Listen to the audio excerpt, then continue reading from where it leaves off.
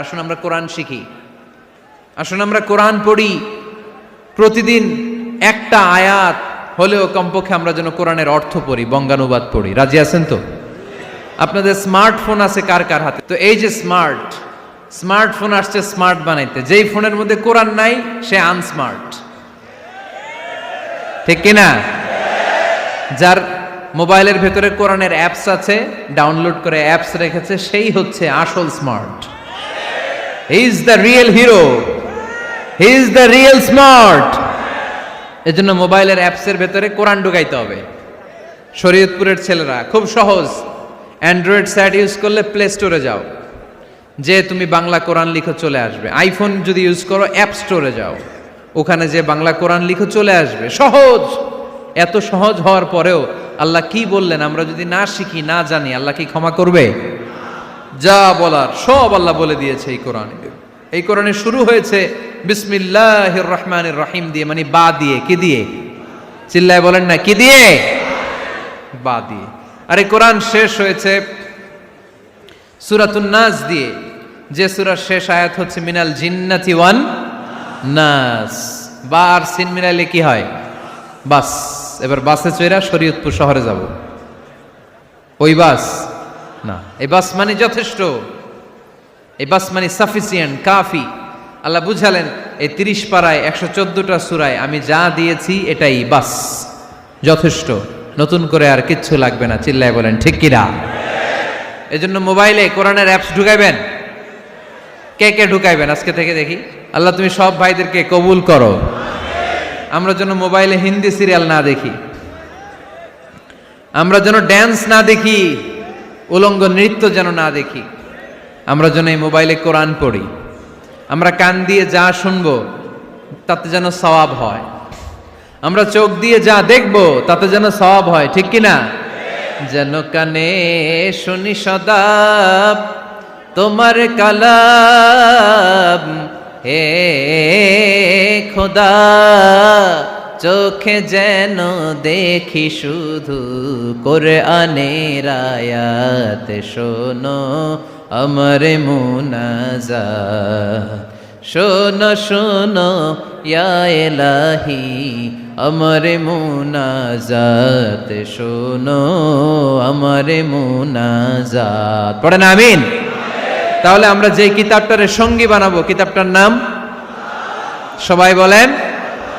আমরা যে কিতাবটারে বন্ধু বানাবো, এই কিতাবটার নাম, এটা আল্লাহর কিতাব। এই কিতাব সংরক্ষণের দায়িত্ব নিয়েছে কে? এই কিতাবকে কেউ ধ্বংস করতে পারবে? এই কিতাবের পিছু লেগে কেউ সুবিধা করতে পারবে? এই কিতাবের তাফসীর কেউ বন্ধ করতে পারবে না, অসম্ভব। কোরআনের কথা ছড়িয়ে পড়বে যুগ থেকে যুগ, যুগান্তরে, দেশ থেকে দেশ, দেশান্তরে, ঠিক কি না? এটা এমন কিতাব, এই কিতাবের পিছু লেগে লাভ নাই। এই কিতাবের বাণী ছড়িয়ে পড়বে গোটা বিশ্বময়। অনেকে অনেক ষড়যন্ত্র করেছে এই কিতাবকে ধ্বংস করে দেওয়ার জন্য। আমাদের এই খোদ ভারতবর্ষে ষড়যন্ত্র হয়েছিল।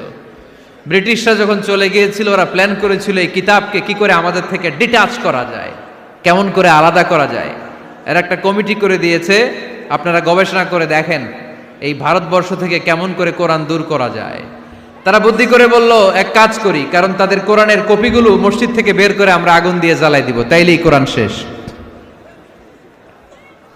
কোরআনের কপি যদি আগুন দিয়ে জ্বালায় দেওয়া হয়, তাহলে তার পৃথিবীতে কোরআন থাকবে না? না থাকবে?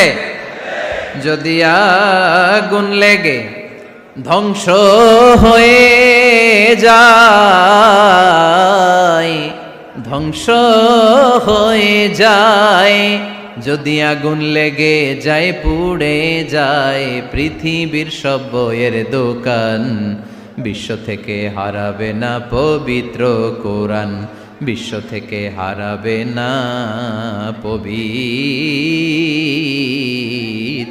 কোরআন, ঠিক কি না?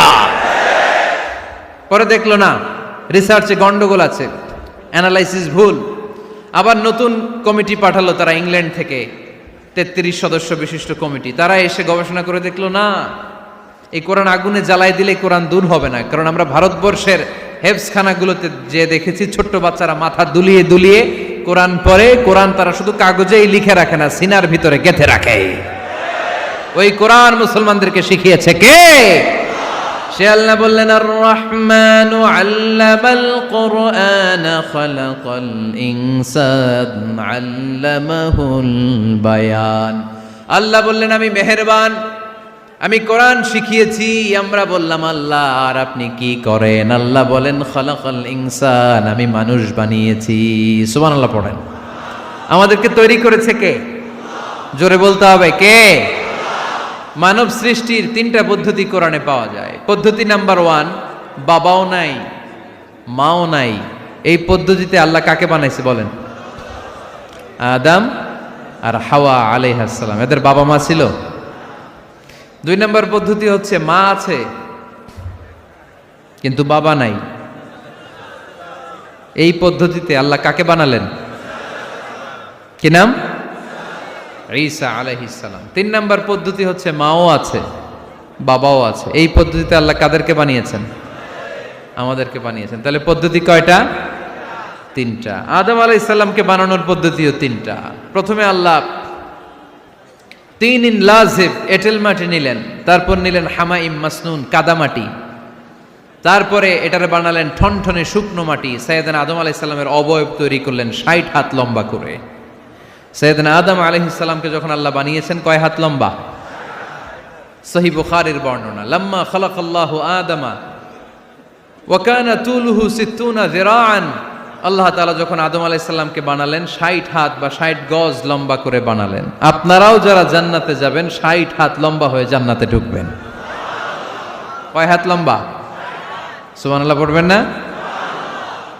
আদম আলাইহিস সালামকে বানালেন। আবার মায়ের পেটে যে আমরা বড় হলাম, এখানেও আমাদের 3টা ক্যাটাগরি, 3টা ধাপে তিনি আমাদেরকে বানালেন।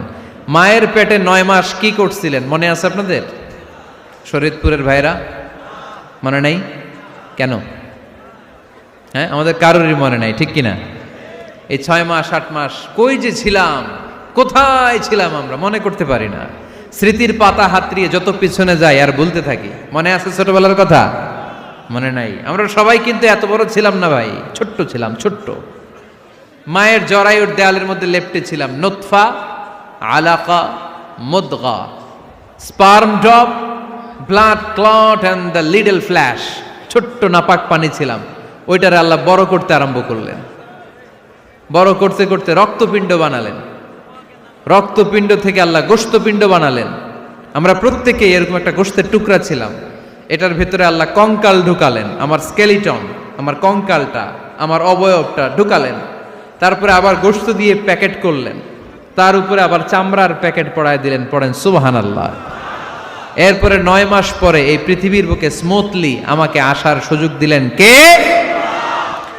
একথাই আল্লাহ সূরা আল মুমিনুনে বললেন, ওয়ালাকাদ খালাকনাল ইনসানা মিন সুলালাতিন মিন তিন সুম্মা জাআলনাহু নুতফাতান ফি ক্বারারিম মাকিন ثم خلقنا النطفة علقة فخلقنا العلقة مضغة فخلقنا المضغة عظاما فكسونا العظام لحما ثم أنشأناه خلقا آخر فتبارك الله أحسن الخالقين।